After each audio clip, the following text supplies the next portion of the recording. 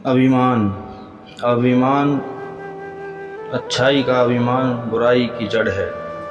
स्वार्थ और अभिमान का त्याग करने से साधुता आती है।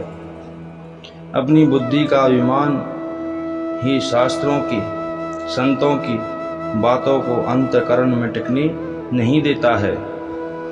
वर्ण, आश्रम आदि की जो विशेषता है वह दूसरों की सेवा करने के लिए है, अभिमान करने के लिए नहीं है। आप अपनी अच्छाई का जितना अभिमान करोगे उतनी ही बुराई पैदा होगी। इसलिए अच्छे बनो पर अच्छाई का अभिमान मत करो।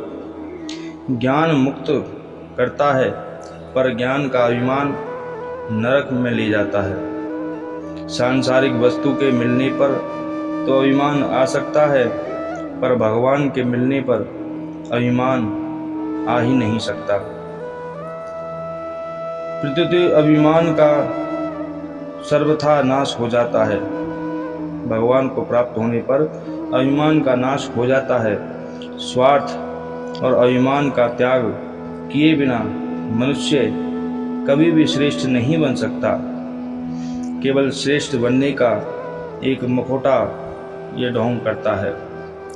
जहाँ जाति का अभिमान होता है वहाँ भक्ति होनी बड़ी ही मुश्किल है, क्योंकि भक्ति स्वयं से होती है, शरीर से नहीं।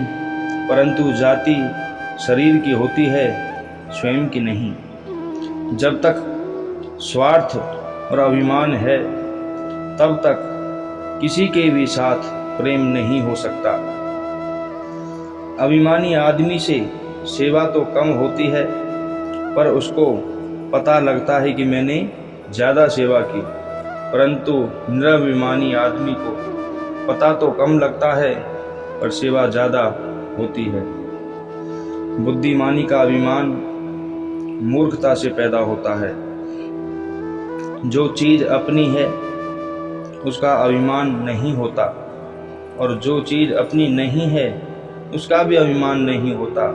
अभिमान उस चीज़ का होता है जो अपनी नहीं है पर उसको अपनी मान लिया जाता है, उस पर अपना हक जताया जाता है, वो अभिमान माना जाता है। जितना जानते हैं उसी को पूरा मानकर जानकारी का अभिमान करने से मनुष्य नास्तिक बनता चला जाता है। जितना जानते हैं उसमें संतोष न करने से तथा जानकारी का अभाव खटकने से मनुष्य जिज्ञासु बन जाता है। जिन संप्रदाय, मत, सिद्धांत, ग्रंथ, व्यक्ति आदि में अपने स्वार्थ और अभिमान के त्याग की मुख्यता रहती है वे महान श्रेष्ठ होते हैं, वो महान श्रेष्ठ बनते हैं।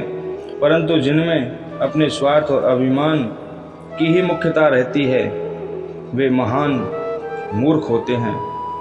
श्री राधे।